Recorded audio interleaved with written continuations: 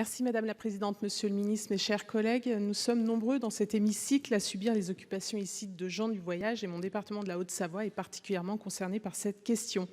Mais je veux aujourd'hui vous parler d'un tout autre phénomène. À travers cet amendement, je souhaite, mes chers collègues, vous sensibiliser sur les agissements répétés de groupes qu'on a encore du mal à qualifier de gens du voyage, tant ils ne voyagent plus ou très peu et s'apparentent davantage à des voyous sans foi ni loi, qui ne respectent rien, se moquent de tout, laissant à chacun de leur passage une désolation et une colère immenses. Airs saccagés, champs détériorés, activités entravées, délits en tout genre, chaque année, les situations se répètent et ne manquent pas de susciter l'exaspération des élus et de nos concitoyens. Et pourtant, malgré ces méfaits, ces communautés peuvent continuer à se prévaloir des dispositions de la loi Besson qui privent la collectivité de pouvoir bénéficier de l'expulsion par la voie administrative, c'est-à-dire la plus rapide, la moins coûteuse et la plus efficace, dans l'hypothèse où cette même collectivité n'aurait pas complètement rempli ses obligations au regard du schéma départemental d'accueil des gens du voyage, schéma toujours plus exigeant, coûteux et dont les dispositions ne sont plus tenables pour les élus. Cela n'est plus admissible. La loi Besson montre chaque jour ses limites et ses failles qui conduisent à de telles dérives, instaurant beaucoup de droits pour certains et beaucoup d'obligations pour d'autres. Lorsqu'une commune ne remplit pas totalement ses obligations, elle ne peut que recourir à une procédure judiciaire fastidieuse, longue, coûteuse et attendre parfois plusieurs semaines pour voir la force publique faire exécuter cette décision, laissant ainsi tout le loisir à ces groupes de prolonger leur séjour irrégulier, parfois pendant plusieurs mois, sans être inquiétés. Le déséquilibre des droits et des devoirs de chacun est patent et je vous propose à travers cet amendement de corriger cette injustice au bénéfice de nos collectivités locales et de nos concitoyens qui ne peuvent plus tolérer ces amendements. Mon amendement propose donc que les communautés qui se sont rendues coupables d'agissements délictueux ne puissent plus se prévaloir des dispositions de la loi Besson et que l'on puisse, dans tous les cas, mettre en œuvre la procédure administrative pour les expulser. Je vous remercie. Merci. Monsieur le rapporteur, votre avis, s'il vous plaît. Oui, Madame la Présidente. Bon, Madame Noël et les nombreux collègues qui ont signé cet amendement savent combien je partage la préoccupation de faire progresser la question des installations illicites des gens du voyage. Alors cet amendement, il pose deux difficultés.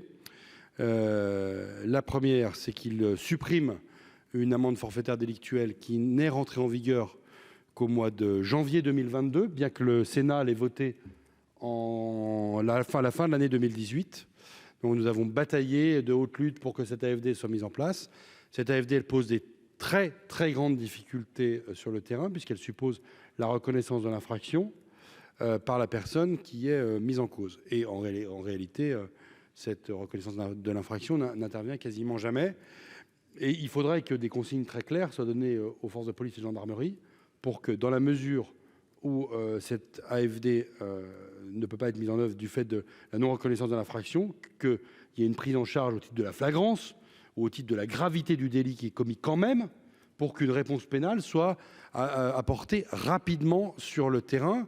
Et d'ailleurs, indépendamment des questions de conformité ou pas au schéma départemental, tant le schéma départemental est difficile à obtenir dans un territoire frontalier comme le nôtre, et malgré la bonne volonté des élus d'y parvenir. Donc Monsieur le Ministre, une question sur cette AFD pour qu'elle puisse être, elle est en plus mise en œuvre de manière différenciée suivant les parquets. Donc on est vraiment une espèce de doctrine qui soit mise en œuvre sur cette chose-là. Et ma chère collègue, c'est un sujet qui touche à la loi Besson, à son application.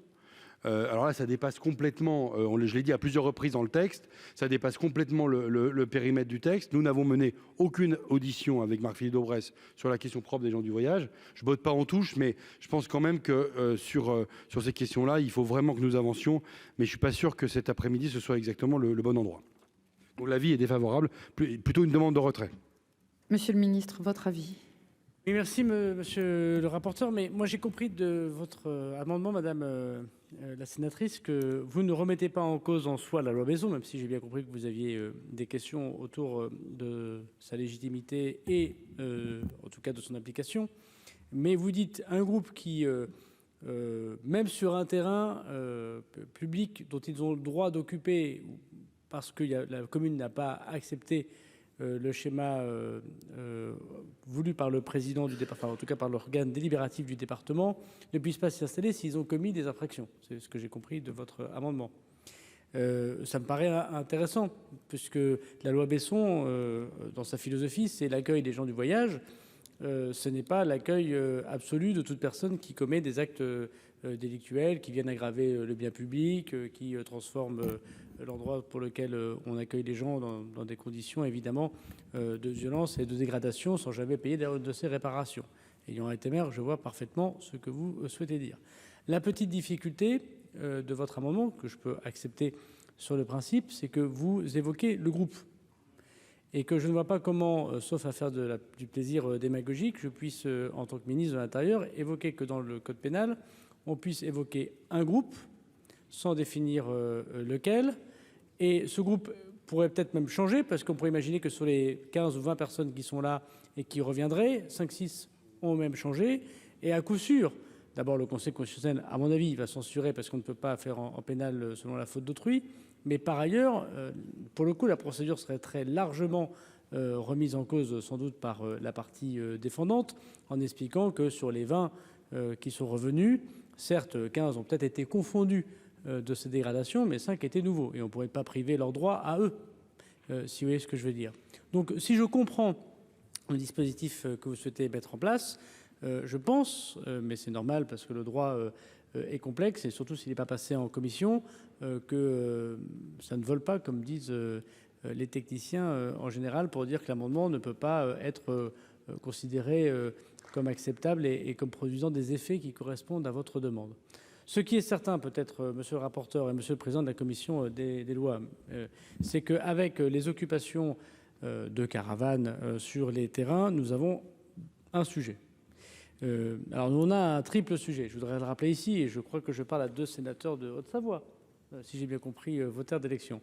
D'abord, je voudrais rappeler ici qu'il appartient au conseil départemental d'élaborer un schéma, et que, ayant été conseiller départemental moi aussi, il faut parfois prendre ses responsabilités, et que ces schémas peuvent comprendre qu'il y a ici trop d'urbanisation, là une frontière, là un fleuve, là des difficultés avec la loi SRU, par exemple, et qu'on doit pouvoir, lorsque des communes ne peuvent pas recourir à la force publique parce qu'elles ne sont pas conformes au schéma départemental, avant de demander le changement de la loi ou l'intervention du préfet, peut-être que les élus départementaux pourraient dessiner un autre schéma. Et c'est ce que j'ai fait dans mon département. Mais chacun peut constater, je ne dis pas que tout est absolument parfait dans le département du Nord, qui voit aussi passer beaucoup de gens du voyage dans des conditions qui peuvent être difficiles pour eux comme pour la puissance publique. Les choses se sont beaucoup calmées pour les communes, en acceptant par exemple que plusieurs communes puissent mutualiser ensemble une aire d'accueil des gens du voyage. C'est pas seulement ce que j'ai fait dans ma propre commune, avec d'autres communes qui étaient dans la même situation. Mais pour cela, j'ai obtenu avec la majorité départementale un changement du schéma. Donc je crois qu'en Haute-Savoie, puisque je comprends bien et je lis la presse et je suis né au département il n'y a pas extrêmement longtemps, la première des choses serait sans doute que le conseil départemental, et je salue par avance le président Sadier, puisse refaire le schéma d'accueil. Les services de la préfecture de Haute-Savoie sont à votre disposition pour vous accompagner dans l'élaboration de ce schéma. Deuxièmement, la question se pose de l'applicabilité désormais de la loi Besson, et notamment de la loi Besson 2, avec les autres contraintes qu'on fait imposer aux élus locaux. Je pense notamment à la loi SRU. Personnellement, je sors de ma capacité de ministre de l'Intérieur, mais je veux le dire à l'ensemble des collectivités, puisqu'à la fin, c'est comme ministre de l'Intérieur qu'on vient chercher pour expulser les personnes par le recours de la force publique. Il apparaît un peu inopérant que de dire à une commune qui peut-être a peu de foncier qu'elle doit à la fois atteindre la loi SRU et atteindre une aire d'accueil des gens du voyage. Et il peut y avoir un conflit d'usage. Moi, je suis pour. Je sais que le gouvernement lui-même n'a pas été très positif dans cette question, mais je pense que la Haute Assemblée pourrait le pousser. Ça me paraît le bon sens. Que ceux qui font une aire d'accueil des gens du voyage puissent se voir diminuer l'obligation de la loi SRU. Parce que c'est une forme aussi de logement social, pas toujours, mais enfin quand même, on voit bien de quoi on parle, parce qu'il faut scolariser les enfants, parce qu'il faut ramasser les ordures, parce qu'il faut faire les équipements électroniques ou électricité. Si on acceptait que la loi SRU serait diminuée d'autant parce qu'on a fait des places d'accueil des gens du voyage, les schémas départementaux seraient plus faciles à faire, vous les respecteriez davantage, et donc vous seriez plus fondé à demander l'expulsion du terrain, et donc le préfet pourrait vous les accorder. Troisièmement, je veux aussi souligner la grande difficulté qu'il y a à avoir plusieurs propriétaires. publics ou privés. Alors quand c'est propriétaire privé et que par ailleurs il ne porte pas plainte, parce qu'on ne retrouve pas, par exemple, le propriétaire de ce terrain, dans ma propre commune, il y avait des terrains industriels, on ne sait même plus à qui ils appartenaient parce qu'ils ont été abandonnés pendant 30 ou 40 ans, c'est les mêmes désagréments pour tout le monde, sauf que c'est sur un terrain privé.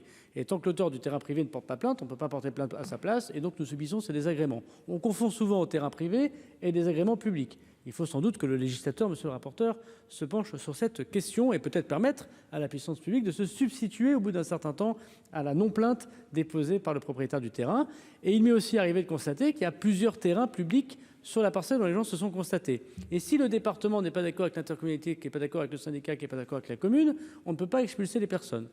Ce que je veux vous dire, madame la sénatrice, c'est que derrière le fait que vous l'avez dit, et je l'entends souvent, le préfet refuse le recours à la force publique, parfois il le fait parce qu'il oublie de regarder sa boîte mail ou il ne répond pas toujours à son téléphone. Dans ces cas-là, n'hésitez pas à appeler le ministre de l'Intérieur comme le fait monsieur Hervé. Je crois que tous les parlementaires ont mon portable et sinon prenez-le bien volontiers. Il arrive que parfois les préfets ne fassent pas tout à fait ce qu'ils devraient faire, mais dans l'immense majorité, quand je vérifie les cas qu'on me donne, c'est que le terrain est privé ou que l'un des propriétaires du terrain public ne s'est pas mis d'accord avec son voisin ou que le maire n'est pas conforme au schéma départemental parce que le schéma départemental n'a pas été revu depuis très longtemps. C'est très compliqué de faire un schéma départemental des gens du voyage, surtout la veille des sénatoriales, je veux bien l'admettre, ou la veille des municipales. Mais personnellement, je l'ai fait. Finalement, on s'en sort plutôt bien. Et surtout, c'est toujours mieux pour l'ensemble des habitants de voir qu'on peut être conforme à la loi. Je veux ici dire qu'il y a aussi plein de gens du voyage qui s'installent, qui vivent du fruit de leur travail, qui élèvent leurs enfants. La République a reconnu qu'ils avaient le droit de vivre ainsi. Il faut désormais qu'on adapte la loi aux difficultés que l'on connaît et essayer, c'est pas ce que vous avez fait madame, parce que je vous ai dit que j'étais d'accord sur le principe, essayer d'encadrer plutôt nos pratiques plutôt que de crier au loup. Donc défavorable. Monsieur le rapporteur. Retrait. Oui, merci madame la présidente. Je voulais d'abord remercier Sylviane Noël d'avoir eu l'initiative de cet amendement qui nous permet d'avoir avec le ministre de l'Intérieur un débat qui est important, qui n'est pas d'ailleurs un débat qui concerne que la Haute-Savoie, mais qui concerne bien des territoires sur le territoire national et qui préoccupe beaucoup les élus sur le terrain. Monsieur le ministre, vous avez raison que le président du conseil départemental a un rôle à jouer. Mais c'est une double signature. Celui qui co-signe, c'est le préfet. Donc dans des départements, peut-être qu'il faut imaginer qu'à mi-vie d'un schéma départemental, il peut être intéressant d'en prescrire la révision pour que les objectifs soient soutenables. Je ne parle pas du tout de réduire l'ambition des schémas départementaux, mais qu'ils soient simplement soutenables. Quand vous avez des territoires, je pense à une agglomération aux frontières de Genève, où vous demandez 45 logements de sédentarisation, vous imaginez ce que ça représente à Annemasse de faire ce type de projet. Monsieur le ministre, on a rencontré le président de la République qui est venu récemment dans notre département, il y vient parfois. Il a pris devant les parlementaires du département l'engagement qu'un nouveau texte puisse être étudié au Parlement. Il y est favorable. Vous avez confirmé cette intention. J'ai presque envie, avec Sylviane Noël, si elle le permet, de saisir la balle au bond et de vous dire que, alors que nous avons déjà dans les travaux du Sénat un certain nombre de propositions à faire, nous pourrions les compléter et assez vite proposer un nouveau texte de loi dans le cadre des niches des groupes de la majorité sénatoriale pour qu'on puisse aller vite et de l'avant, corriger cette amende forfaitaire délictuelle s'il y a lieu d'être, en tout cas permettre d'apporter des réponses très concrètes aux élus qui n'en peuvent plus de cette situation. Merci Monsieur le Ministre pour votre écoute et je maintiens évidemment la demande de retrait auprès de Madame Noël. Madame Darcos. Ah, attendez, vous retirez? D'accord, Madame Darcos. Mais merci. En fait, j'ai co-signé en effet l'amendement de ma collègue. Je verrai ce qu'elle va faire. Mais je voulais également vous dire, Monsieur le Ministre, qu'au-delà des expulsions, moi je stigmatise pas. En effet, il y a des gens du voyage qui sont bien établis et qui respectent les lieux dans lesquels ils sont accueillis.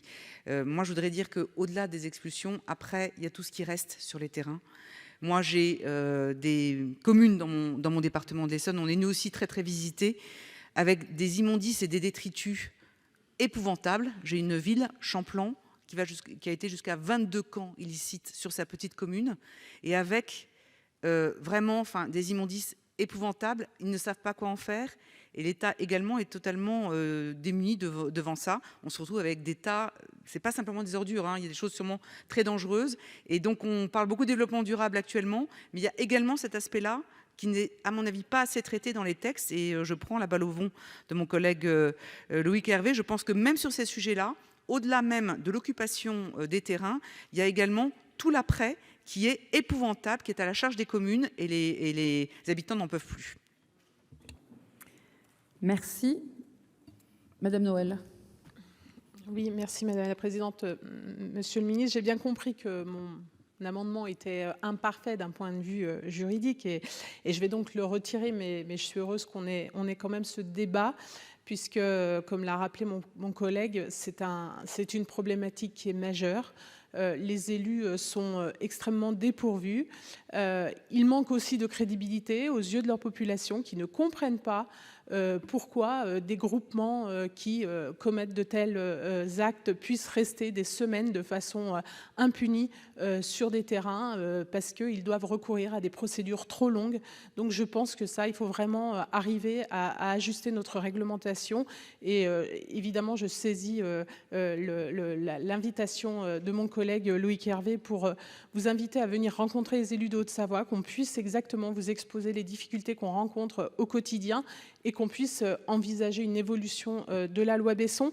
Et puis sur les aires d'accueil, pour pouvoir les décompter des obligations de la loi SRU, eh bien sachez que ça a été une de nos demandes à plusieurs reprises, et demande qui a toujours été rejetée par votre gouvernement. Donc j'espère qu'on trouvera un jour un compromis sur cette question sur laquelle on est également très attendu. Je vous remercie.